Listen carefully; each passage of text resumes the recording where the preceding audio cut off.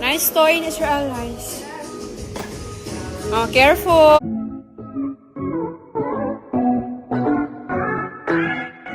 Jinky Pacquiao at Manny Pacquiao, napaka-social talaga ng kanilang bahay. Dahil summer, may sarili talaga silang swimming pool na pagkalaki-laki at pagkaganda-ganda sa kanilang mansyon. Dito nga, ipinakita ni Jinky ang palibot ng kanyang bahay kung saan may overlooking pa na window para matanaw si Jinky habang siya ay nasa baba sa tapat ng swimming pool. Nakakatuwa lang dahil kahit sila ay nasa bahay, talagang malilibang sila sa laki at dami ng mga pwedeng pagkaabalahan. Panoorin at kung hindi pa nakasubscribe, don't forget to click subscribe and hit the notification bell to keep you updated. Bakasyon na rin ang anak ni Jinky Pacquiao na si Israel, kaya naman malayang-malaya na nakakapaglaro ito sa palibot ng kanilang bahay. Napakalaki ng backyard nitong si Jinky, kaya naman talagang kahit palaking truck ang dali nitong si Israel ay kayang-kayang umikot. Napapalibutan nga ng swimming pool ang bahay nitong si Jinky at Manny Pacquiao. Nakakatuwa lang dahil hindi nalalayo para mag-swimming dahil pagbaba mo pa lamang ng kanilang bahay ay pwede ka na agad tumambog.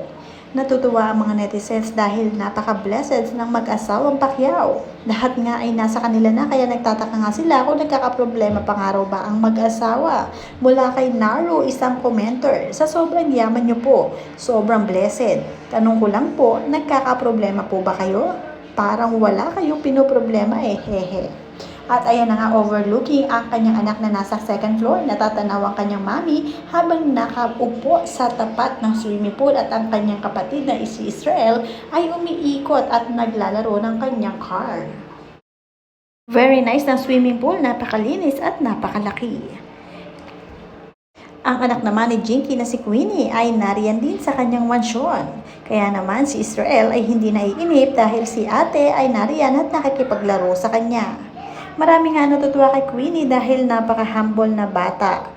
Mula kay Bringel Duites, ito yung mga anak ng bilyonaryo na grabe, ka-down to earth, pinalaki talaga ng maayos ng magulang niya.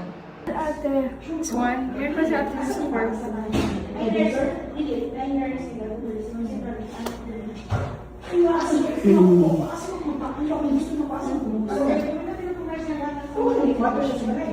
I miss you both. Sila lang dalawa dito.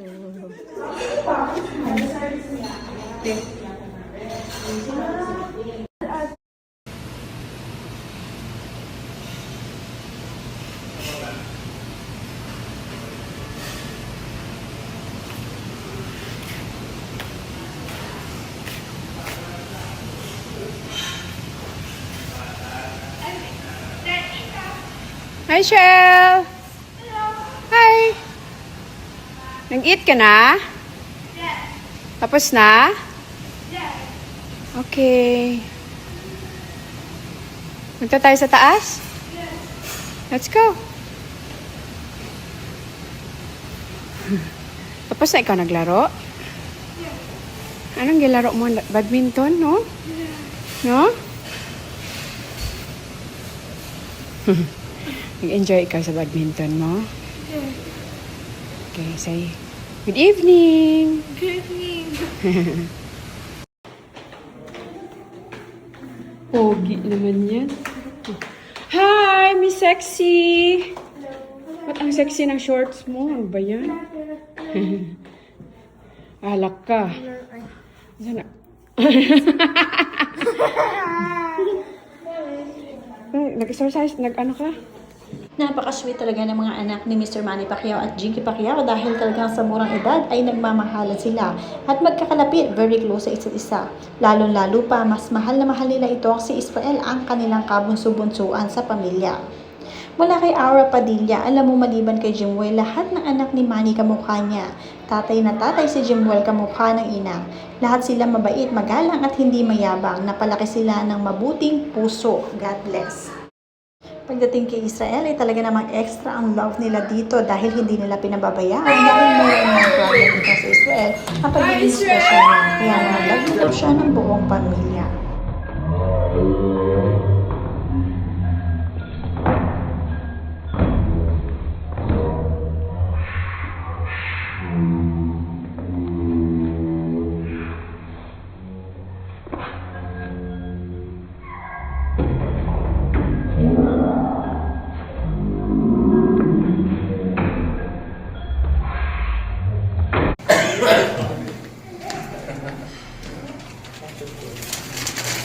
Pokemon Legend!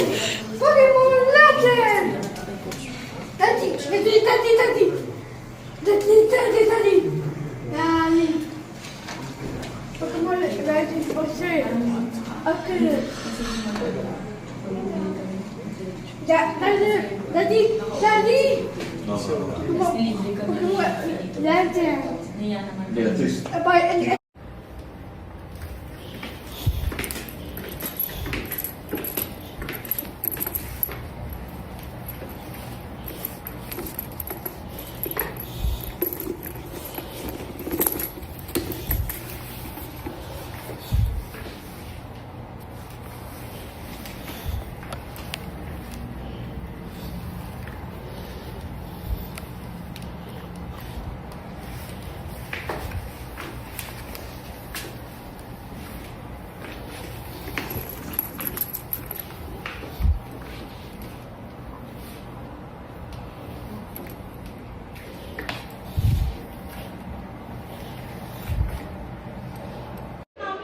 Kaya naman mas lalong pinagpapala ang pamilya Pacquiao ay talaga namang malapit sila sa Diyos at talagang hindi nakakalimot na tumawag, lalong-lalo na every Sunday ang buong pamilya ay nagtitipon-tipon at sama-sama sumasamba.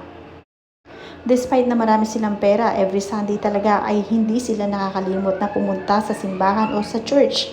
Nakakatuwa lang dahil talagang ganito sila tuwing linggo. Mula kasi sa padre de pamilya na si Mr. Manny Pacquiao, siya mismo malapit sa Panginoon at malapit talaga sa mga ka-churchmate at syempre nagpatayo pa nga ito ng sariling church, kaya naman ang buong pamilya sama-sama at sumusunod sa kanilang padre de pamilya na si Mr. Manny Pacquiao.